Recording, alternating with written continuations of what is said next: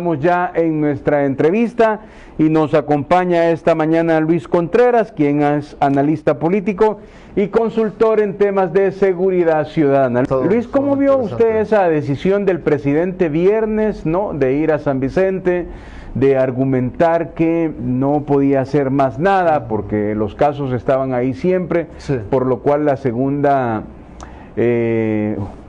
etapa de la apertura económica continuaba, y luego ayer domingo puso un tuit donde dijo que había consultado con expertos, particularmente con gente del Ministerio de Salud, y dijo que suspendía la apertura económica? Sí, indudablemente son medidas, como él lo menciona, retomadas con base a una cuestión científica, en este caso médica, pues de gente que trabaja en el Ministerio de Salud. Y todos sabemos que no se ha tenido como una armonía propia con el órgano legislativo. No se ha podido llegar a unos acuerdos sería de país, de nación, pues, porque realmente lo que nos acongoja en este momento, que es el COVID-19, ha sido letal para muchas familias. Está dejando mortandad, inclusive ha llegado ya a niveles de políticos también. Gente que inclusive se ha opuesto mucho a las cuarentenas, a la cuarentena estricta. Los ha afectado tristemente, pues yo creo que toda muerte es lamentable para el país, y vemos como en otras naciones, inclusive vecinas, lo han hecho de una forma más inmediata, más acorde a las circunstancias. Por ejemplo, aquí muchos opositores ponen de ejemplo a Costa Rica, pero cuando tú estudias el por qué Costa Rica ha tenido éxito en cierta medida, porque está teniendo repunte, valga la pena mencionarlo también, porque están prediciendo que para el 14 de agosto de seguir en ascenso los casos, va a colapsar el sistema sanitario en Costa Rica, porque ellos no han tenido una restricción como tal. Es decir, que la enfermedad en sí es compleja. Obviamente no hay país que pueda decir 100% lo hemos salido avante de esto. Quizás el único de ellos es Nueva Zelanda, que dicen que inclusive logró erradicar la curva, pero para ello fue el cierre de fronteras, una cuarentena estricta de 30 días, la cual nunca se alteró. Aquí tuvimos esa diferencia, que hubo una intermitencia que no nos desfavoreció, pues, negativamente. Y retomándole a Costa Rica, que en Costa Rica el Ejecutivo, el presidente Alvarado con la Asamblea Legislativa han llegado a acuerdos para establecer decretos y aprobar emergencias. Incluso las empresas privadas que antes fabricaban licores han estado fabricando alcohol gel. Universidades, respiradores, las universidades públicas. Es decir, que todos le han hecho un frente común a la pandemia del COVID-19 en Costa Rica. Y a eso agreguémosle también la inversión sanitaria que tiene este país desde décadas atrás. Muy por el contrario de nuestro país, El Salvador, pues. Vemos el caso de Guatemala, lamentablemente, cómo se ha convertido en un epicentro, al igual que Panamá a nivel centroamericano. Y al principio lo ponían de ejemplo, pues han removido al presidente Yamatei, al ministro de Salud, porque no lo han podido manejar como de la forma más idónea. Hay que llegar con esta ejemplificación, que para ningún país ha sido fácil, ni lo va a ser. Las mismas reactivaciones económicas van a ser complejas.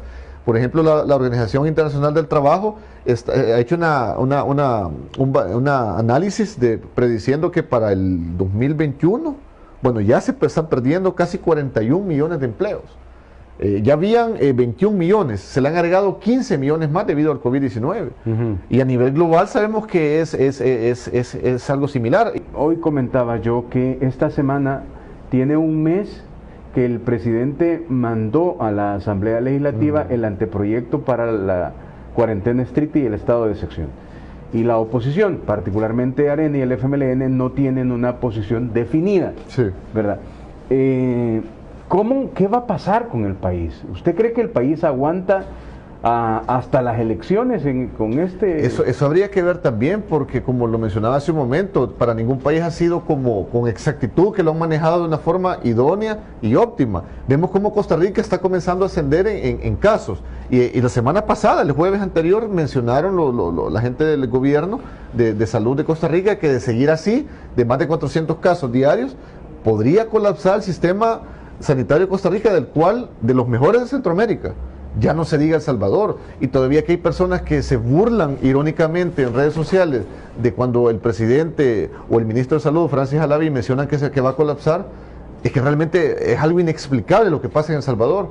En marzo, abril, nosotros hemos estado platicando en tu programa cuando se daban las cadenas de televisión del presidente Bukele, que él mencionaba, vamos a colapsar los países de primer mundo. La gente se burlaba, Y hoy que está sucediendo, le están echando la culpa a él. Es decir, yo creo que es algo bien perverso realmente lo que hace la oposición. Hemos visto cómo han sido golpeados en sus filas, gente del FMLN ha fallecido por COVID, gente de Arena también. Y es triste porque como salvadoreños pienso que no queremos que más vidas humanas de compatriotas estén sufriendo esto, pues porque ¿Usted cree que hacer una cuarentena estricta de 15 días es la más viable para el país en todos los sentidos? Es decir, se defiende la vida humana y en este momento al hacerla, obviamente eso afecta la parte económica. El discurso del presidente es que después de que se defienda la vida humana va a haber una reactivación económica. Pero usted cree que aguanta el salvadoreño de todos los sectores 15 días en cuarentenados. Es complicado, Medardo, en el aspecto que inclusive, como dicen los economistas, que en la cuestión económica, si te tapas la cabeza, se te destapan los pies y viceversa. Querer abarcar todas las aristas y suplirlas, paliarlas, va a ser difícilmente que se vaya a lograr.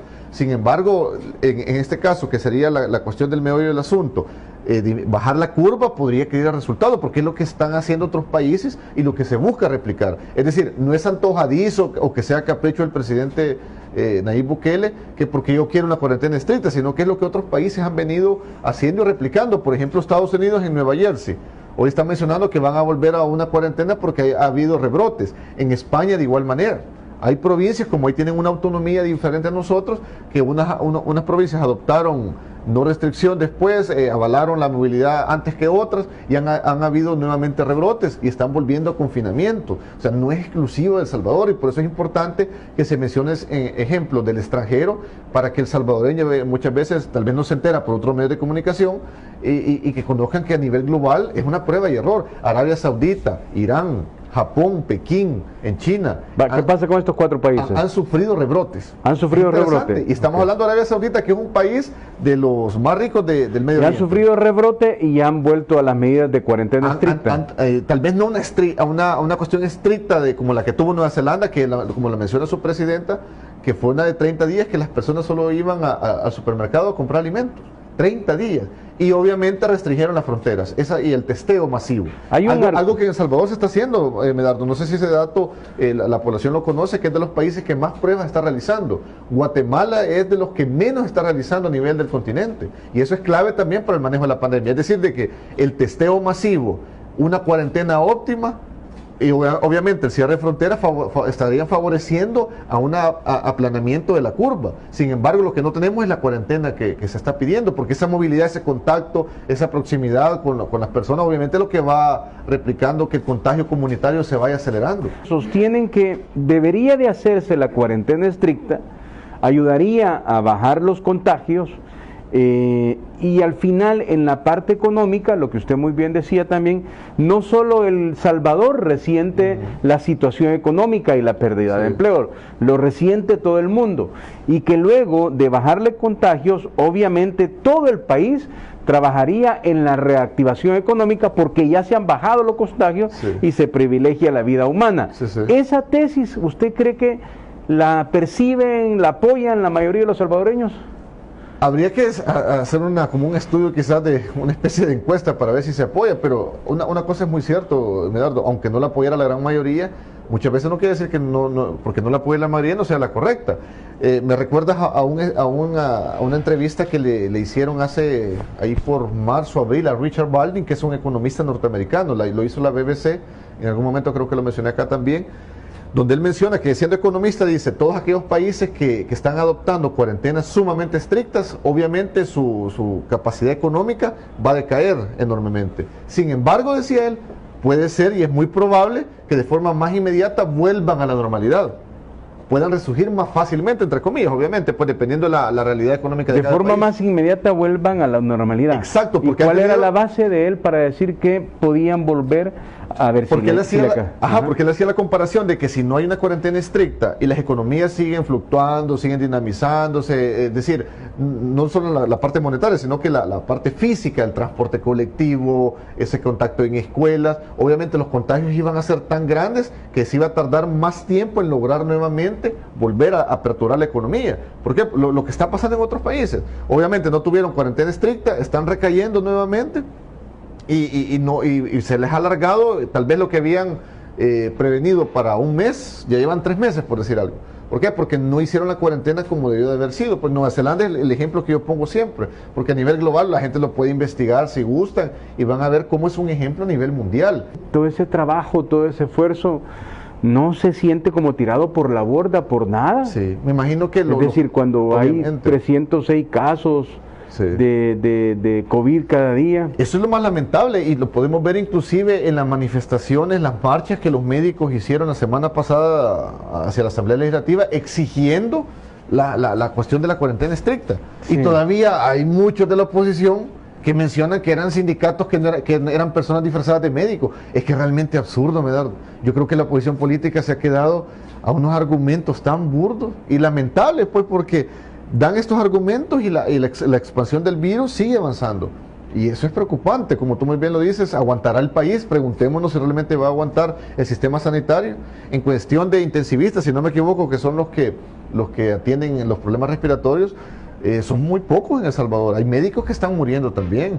Imagino yo que hay muchos médicos que han de tener temor también de ir a apoyar al sector público porque no se les está dando herramientas para que la población también en cierta medida obedezca los lineamientos. Pues si tú le das al salvadoreño libertad de que si gusta o no va a salir, es muy preocupante. Luis, el gobierno de El Salvador estaría maquillando cifras, ocultando cifras. Esa es básicamente una declaración vedada de la oposición. Se lo dicen en cualquier momento, que el gobierno no está diciendo las cifras reales. Eso puede ser una irresponsabilidad si no se tiene la argumentación y también una credibilidad para quien la dice. Pero también, Luis, puede que tenga información. La pregunta es, ¿usted cree que el gobierno está ocultando información? Si ellos tuvieran esa información, no lo dudes que presentarían los datos para tener robustez en su prueba, en lo que están diciendo. Los famosos documentos de respaldo. Exacto, ¿verdad? pero en este momento quedamos igual que estas personas que dicen que el gobierno ha hecho tregua con las pandillas de seguridad. Todo queda en especulación. O sea, el momento que no se comprueba, y obviamente si yo tengo una prueba fidedigna y sustancial, la voy a presentar y voy a desbancar al gobierno en cuanto a sus argumentos. Es más, sería como meterle un golazo al ángulo en estos momentos en los cuales la oposición política viene en declive.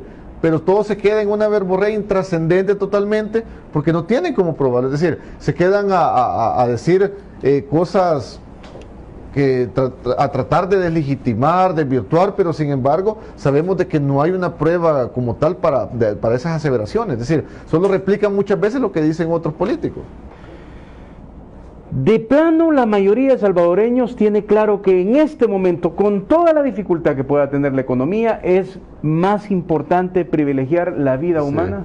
Sí, y algo muy curioso, quizás todos aquellos que tal vez tendrán algún interés más económico, político, es lo que tienen una postura diversa.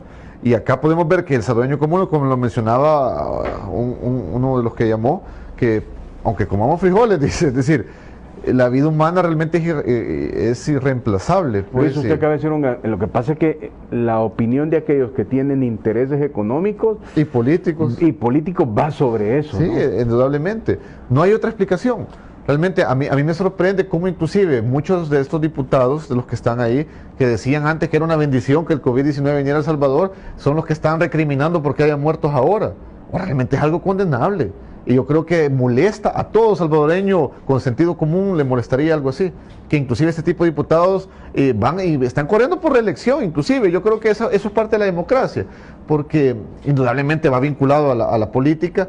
La población va a saber premiarlo o no. Las últimas que han estado vertiéndose a medios de comunicación nos muestran que el Partido Nuevas Ideas está muy por encima en cuanto a porcentajes, tanto de Arena, el FMLN y los otros de partidos minoritarios. Bueno, que hoy también Arena y el FMLN van a quedar como minoritarios. Y va a existir un recambio, indudablemente.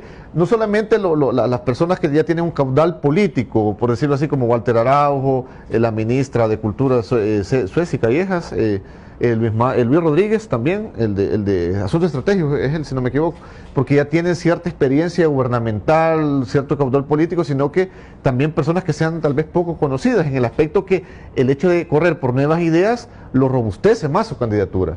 ¿Por qué? Porque es un partido que lo oxigena mucho la popularidad y aceptación también del presidente Bukele. Luis, salir en televisión, ser recurrente en los espacios de opinión, no garantiza que pueda ser electo candidato a diputado. Eso ha ocurrido con esta elección. Le doy 3 nombres, miren. Sí. Romeo Auerbach, sí.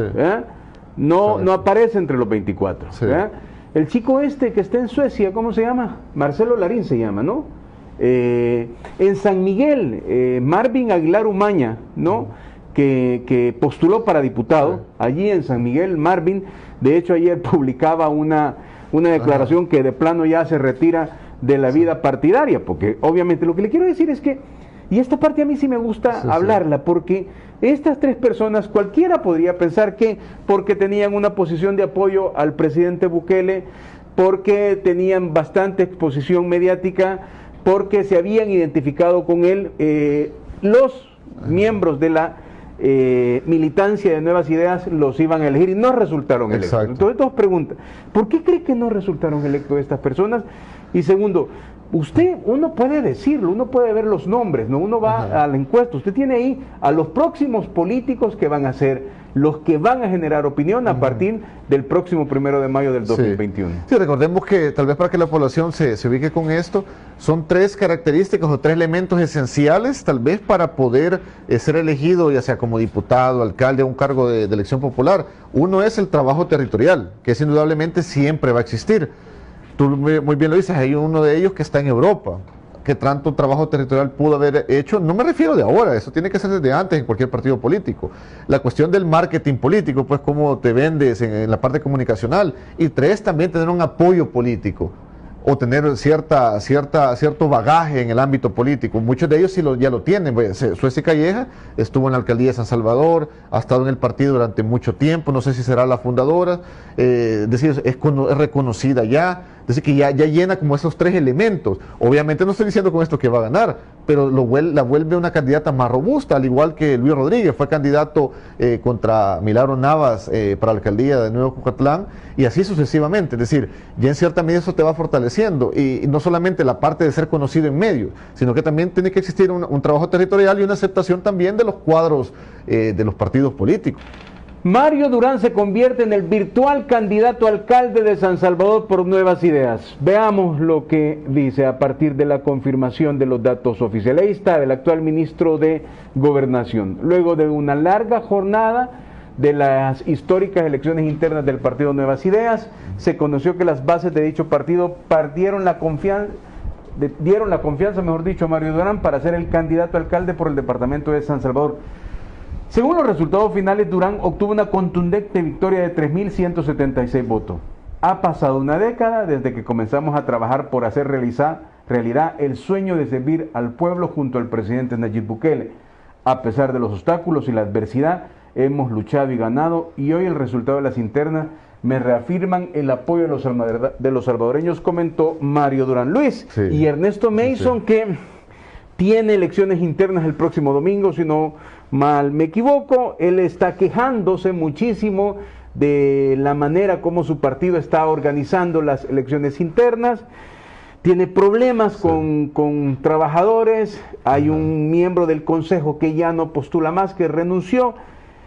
Tiene ese problema judicial. Ernesto Mason tiene que ir cada fin de mes a firmar a los juzgados, ¿no? Porque está siendo procesado por las negociaciones en las pandillas. No pinta nada bien desde esta perspectiva. Yo puedo estar equivocado, pero usted es el analista. Sí, es complejo.